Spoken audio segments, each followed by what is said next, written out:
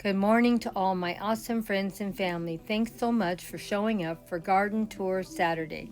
This is an open collab. Anyone can join in every Saturday or just once in a while. But please leave us a comment and let us know when you are joining in, for I can go back and watch your video from the beginning to the end. We have three wonderful co-hostesses. We have Pat, Garden Life. She is just wonderful. Susan is great also. And of course, Growing on Vancouver Island. These are all wonderful channels. Please go check them out and give them some love and support. And be sure to leave them a comment, for they know to go back and watch what you have put together also. Let's build our garden channels up and share our wonderful gardens with each other. Well, today we're going to be doing a little bit of rehashing how the potatoes are coming along in the front yard, and we're also going to share an update on how my big beautiful new flower raised bed is doing in the back. Hope you enjoy it. And here's another new flower that popped up in my garden. Always something popping up new and different. We never know what we're going to see until we get out into the garden. I planted 4 little small potatoes. I think they were the red ones, or they might have been the white ones. I can't even remember. I should really pay attention more what I'm doing. Anyway, I planted 4 in each one of these green stalks. One of them has started coming up, and it's looking pretty good and pretty healthy. What do you think?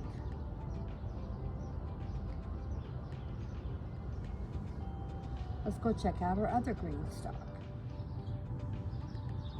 My French tarragon that I planted, I have 3 of them all together. 2 out here in this large container, and I have 1 in the back. They're all doing wonderful, and I'm real happy about them. I've had no trouble with them at all.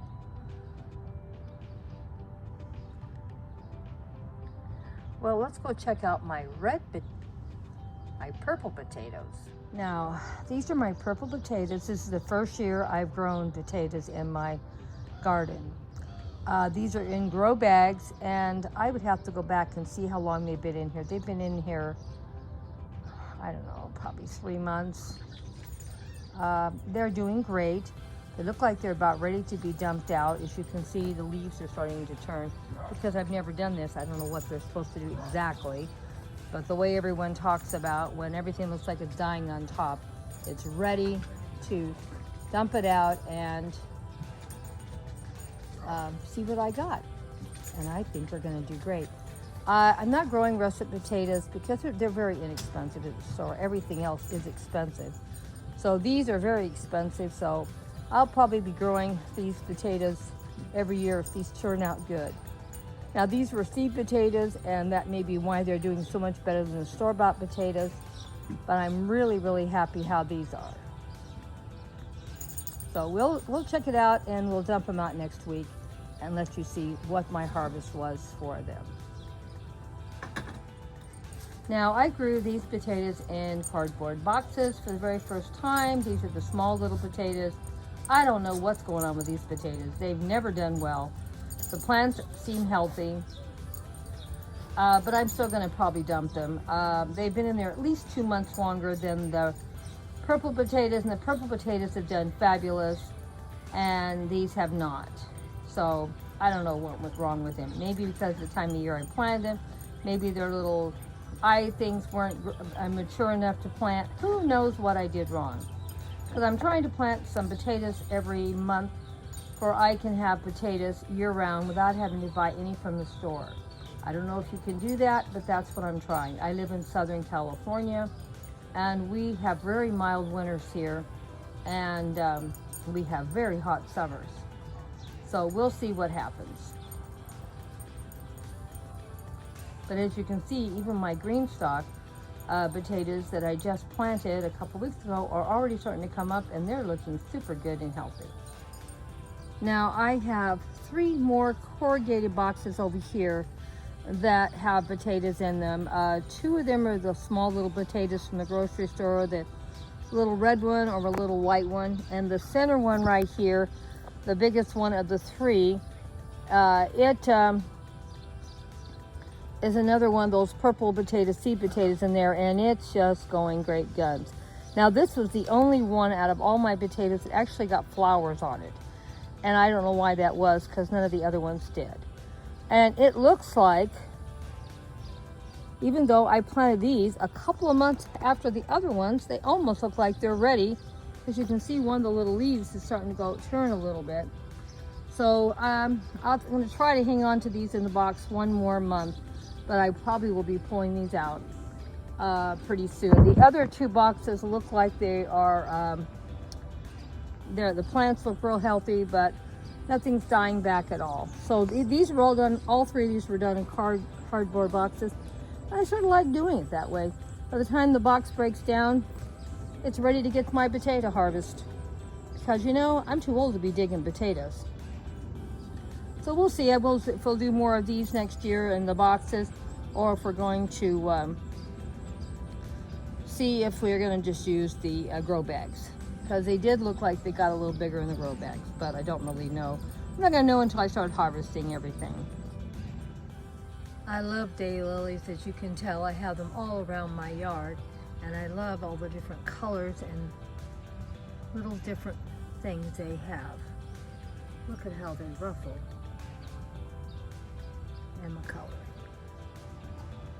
I also love my wonderful carrot flowers I get every year, and they always look so beautiful.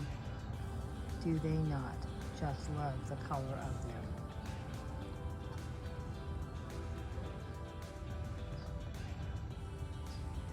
And are these not beautiful too?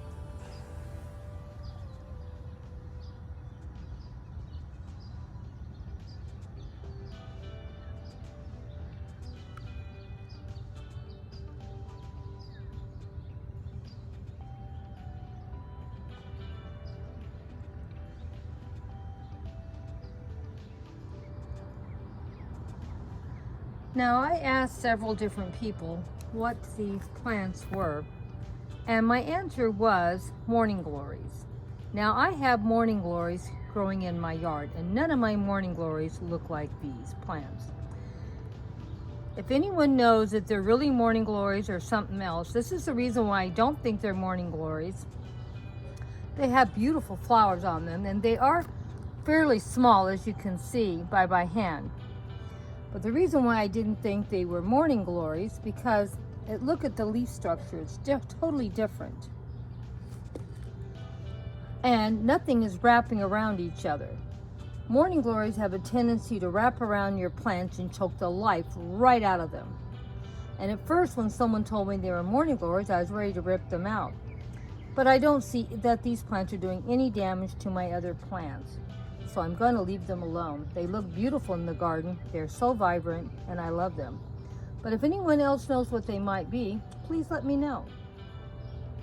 I love how they just pop in the garden. This is right next to my Dusty Miller that's white, and look how those flowers pop right out. I really do like them, and they're coming up all over my garden. Now, where did they come from? I buy seeds every year from Dollar Tree, and it's in their mixed batch of seeds. That's where they came from. And I throw them out every year, and it's always amazing. I always find some flower that I have never seen in Southern California. And this year it was these. And every year it's something different. So I call them my mystery boxes. And if anyone ever asks, is it worth buying them? I say, yeah, it's worth buying them. They always have something that seeds in my area and things that last for years. And so I've been super happy with them. And I buy them every year, just so I can get a variety of something different in my garden. Well, we're coming over here to our raised bed and see how it's doing. Now, it hasn't been in here too long, and it's doing great. And I'm gonna have to come out here and do some harvesting, probably tonight or tomorrow morning.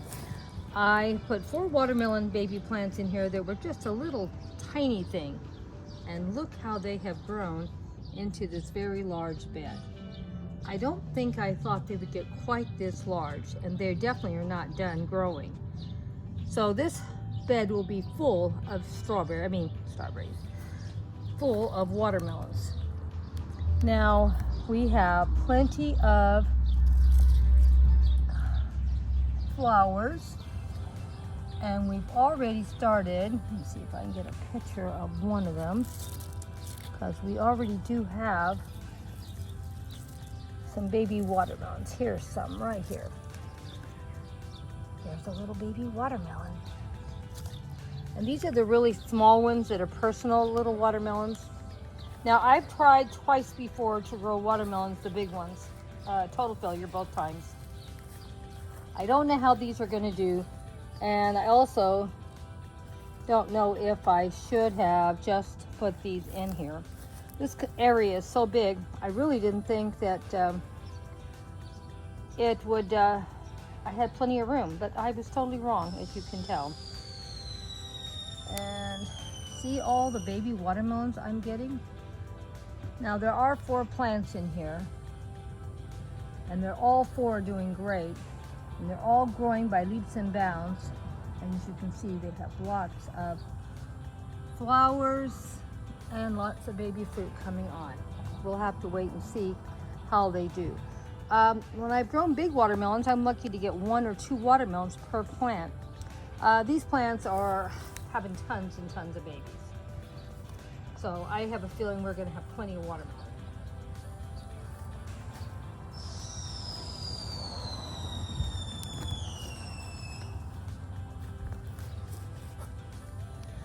This here is my eggplant, and this is the first flower that it's gotten on, is this one right here. And so maybe we'll start getting some eggplants pretty soon.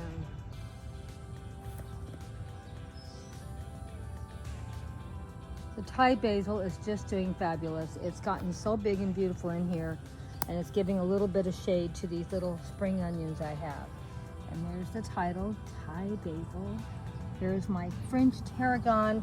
And the weird thing is, the French tarragon, I bought this a week or 2 before I bought the other 2. And this one has gotten a little bigger, but the other ones in the other container, and I bought them at a different time, they're doing great.